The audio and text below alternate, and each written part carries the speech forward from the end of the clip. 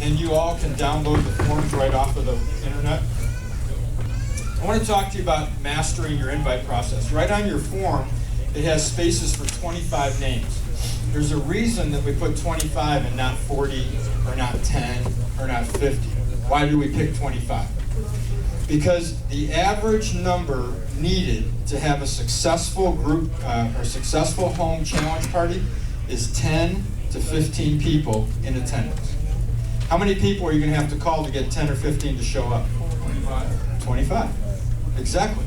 See? Wow, it's amazing how all this just comes together. Right? So you need 25 names. Some of you right now are thinking of Uncle Henry, Aunt Sally, my next door neighbor, my good buddy Joe, my friend Maui. And if you're thinking of them, put them on your form. Just write them down. This is your form. Take it home with you. Just start writing your names down. You're going to need 25 people that know you, like you, and trust you. They don't have to trust you a lot. They got to trust you enough to come over to your house. Okay? They don't have to trust you with their life or their wife or their bankroll or any of that. Just trust you enough to come to your house. Make sense? Yes or no? Yes. Okay. So we're going to need 25 names, and then we're going to need a date. So what date do you want to do your first challenge party? I'm going to give you a clue. If you know that if you don't use it, you lose it. And that average is about what? 3 days. 3 days. That it would be a good idea for you to start inviting in the next 2 or 3 days. And I know, Thursday's Thanksgiving. Thanksgiving's a day, not a month. Okay? Right? You guys are going to eat yourselves till you can't breathe. Then you're going to lay on the couch until it's time for dessert. And then you're going to get up and go home. And Friday, you're going back to work, right? Or you're going shopping. But either way, your Thanksgiving's over and you're off to something new, right? Right or right? Right. So Thursday is the interruption. And Thursday's a great day to talk to people that are inside your family. Don't pull out the video. Don't pull out shake bags and start making shakes. It's Thanksgiving, for God's sake. Take a day off, okay? But it's a great day for Aunt Maui who goes, dang, sister, you look great. What have you been doing? Dang, son, how much weight have you lost? And then they're going to go, how'd you do it? Well, you know what? I got your email address. I'll send you the video in an email. We'll get together another time. Thanks for asking. All right? That's why it's important, imperative, number one priority for you to be on the challenge. You can't sell this as a salesman. This isn't like it's not like a pharmaceutical drug, you know. Guys that sell morphine to the hospital don't have to use it to sell it. I get that. It's better if they don't. Okay? But in this business, if you're not on a challenge, you probably aren't going to recruit very many people. You get what I'm saying? Yes. And it doesn't matter what your challenge is. Some of you just need to drink the shake so you'll be prettier. You got to drink a bunch. No, you'd have to drink a bunch. I'm just guessing here. You'd have to drink a bunch though, Biggin.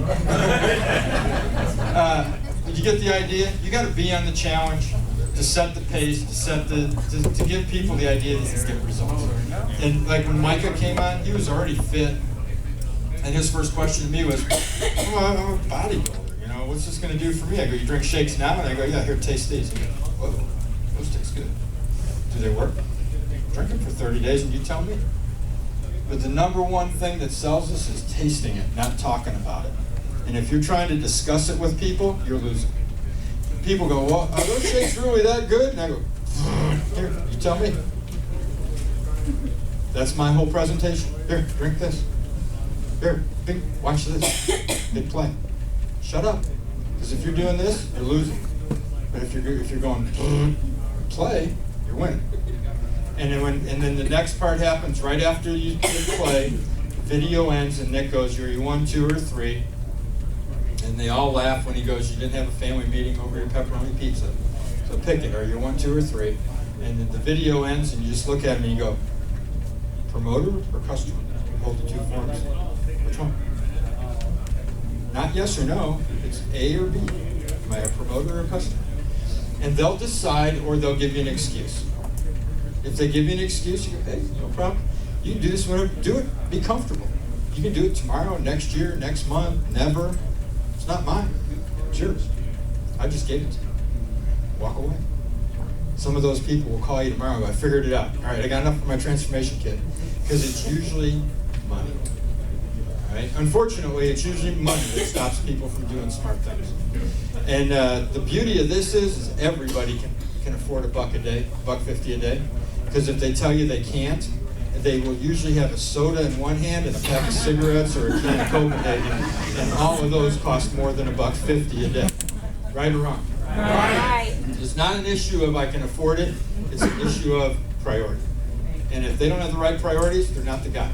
We're not going to get everybody, but my God, we've got 1 million customers in this company. There's 335 million people out there. What we need is another 1 million and all y'all get rich.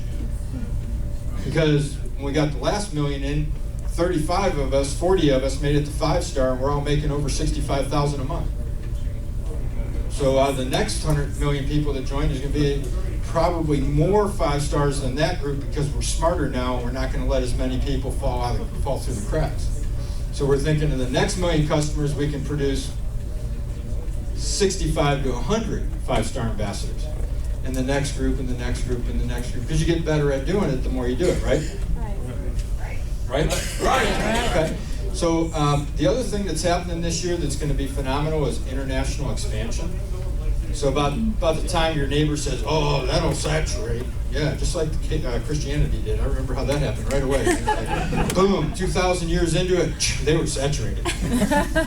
Saturation's a stupid comment, okay? So when you run into people that say stupid stuff, just grin and go, nice talking to you, and walk away. Because it ain't gonna happen, it can't happen.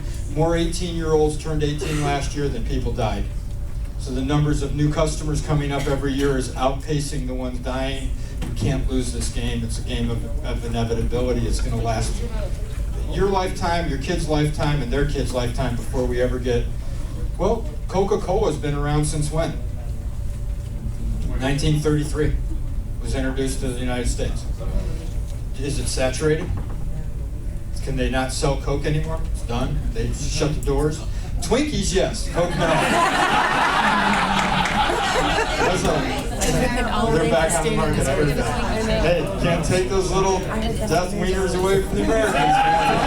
Give me my Twinkie. There would have been something important there to let it go, but man, the Americans reached out and went, no, don't let Twinkies go. And I thought, that's perfect, because we got to have something to plump them up so we can skinny them down. You know, they just opened up 300 new locations in China for McDonald's this year. Okay, I thought, perfect. Because in about 3 years, when we do our Chinese expansion, they'll all be plump and ready for us. And put them on the challenge and thin them back down. It's competition. It's good for business. Now, think about Coca-Cola. Don't you wish you'd have owned a distributorship in Coca-Cola in 1933? It's $1.50 out of a machine. What do you think they're going to do with shakes in 20 or 30? Be $1.50 out of a machine. Be in every airport, bathroom, truck stop, wayside road stop, convenience store. There'll be shakes everywhere. You know who's going to get paid on the distribution of those shakes? Me. The distributors who got in the beginning. That's you guys. Okay? So that's why we're here. We're not here for $100,000 a year, $200,000 a year, pay off our credit card. We're here for the long haul of, I always wanted to be on the front end of something that was going to be big. I missed the Apple thing because I didn't understand it. I missed the Google thing because I didn't understand it. I missed the Facebook thing because I thought that was for 13-year-old girls, because that's all my girls did. And I'm like, yeah, Facebook, that's for little girls. Most of us missed all that. I missed the McDonald's thing. I was just a mere toddler, but my dad went to one of the first 10 briefings by Ray Kroc in Oak Brook, Illinois, when McDonald's started in 1957. And my dad had $2,500 in his pocket, because they told him, bring $2,500 if you like what's going on, you can buy a franchise. For $2,500. My dad sat through the thing, Ray Kroc talked for 3 hours. At the end he went, oh yeah, by the way, the doors open. They came in with big trays of burgers, big trays of packages of fries, and big trays of sodas. And he said, this is what we sell, and everybody started chowing. My dad went, burgers, that'll never make it. Now, my dad was a phone company guy and an Army guy. He was a high-level thinker like me.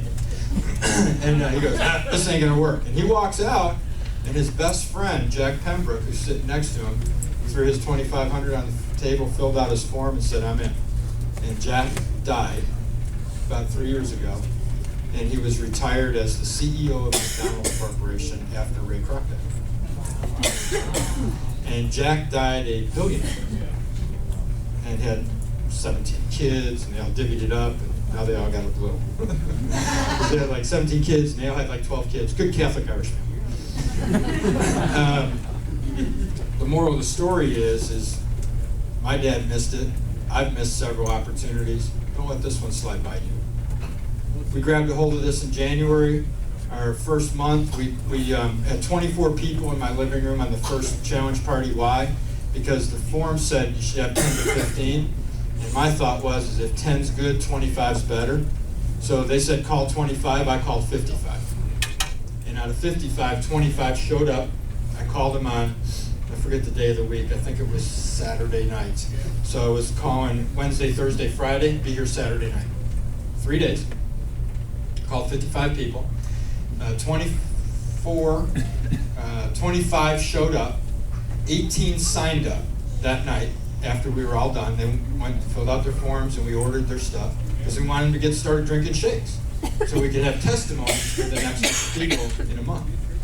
And I gave everybody 10 challenge magazines and 10 taster packs and said, go home and share this with 10 of your top 10 people that are business savvy.